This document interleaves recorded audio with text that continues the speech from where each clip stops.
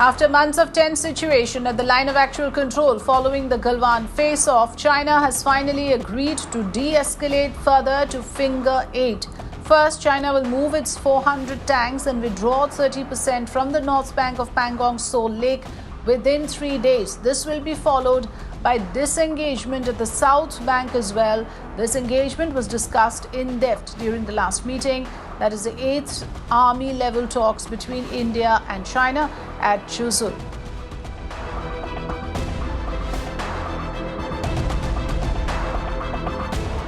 Srinjoy Chaudhary joining us live. Srinjoy, when it comes to China, one tends to be a little cynical and circumspect about whether what is agreed upon will actually be implemented on ground. If you could share with us what are the major developments in resolution of this entire Indo-China border tension, what are the steps that are in the offing? Well, first of all, these are just proposals so far.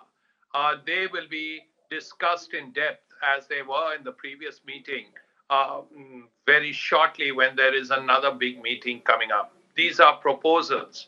They have not been agreed upon, and after they are agreed upon, they have to be implemented. What the proposal is that there should be disengagement at 3 levels. Initially, there should be whittling down of forces at contact points where the troops are very close to each other. And also the fact that these 400 tanks that the Chinese have and India have some as well, they should be pushed back. The Chinese have some really modern tanks, the ZT-Z99, then the slightly older ZT-Z88, plus they have armored fighting vehicles. These have to be pushed back. And that's really the first part of the agreement. Secondly, as you rightly said, the Chinese go back to Finger 8. Where they came from. Now, if that happens, then all is well. And that has to be done in 3 phases. 1/3 of the troops move back each time, after which we hear that South Bank will be looked at. So we shall have to see how it goes at the next meeting when these things will be taken up, whether there is an agreement on it, whether the Chinese go back on it, as they did the previous time at Galwan, if you remember. And then, of course, there is the matter of implementation, which has to be done with UAVs. As I said earlier, and let me repeat, these are proposals. These are proposals. The first thing that goes back are the 350 to 400 Chinese tanks. Okay. So that's important. Thanks for underlining the important part there, that these are still at the stage of consideration. They have not been stamped and sealed and agreed upon as of now. But Srinjoy, in the larger context, it's important to understand that there are major differences between both the sides on the LAC, and what was actually agreed upon was the status quo which China breached in the first place. And India has been consistent in its demand of asking for the status quo to be restored prior to Galwan. Now, what is the progress on that? That's exactly the point. When they go back to Finger 8, the Chinese go back to Finger 8, that is restoration of status quo.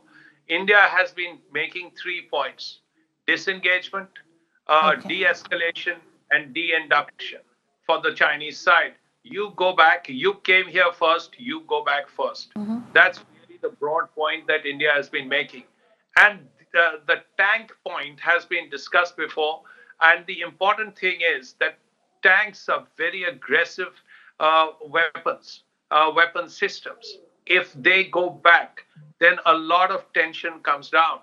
So tanks, armored fighting vehicles, and go back first, and then gradually things go back. The Chinese have built up at Finger 4, so that if they move back from Finger 4, it is a very, very positive sign.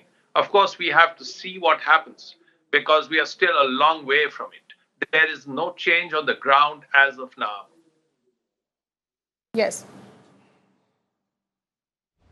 Right. So, China, of course, is known for taking 2 steps forward and 1 step back. So, therefore, we'll have to see whether there is a real tangible withdrawal of men and machinery from this entire area. Srinjoy, thanks for joining us with your inputs on this big story.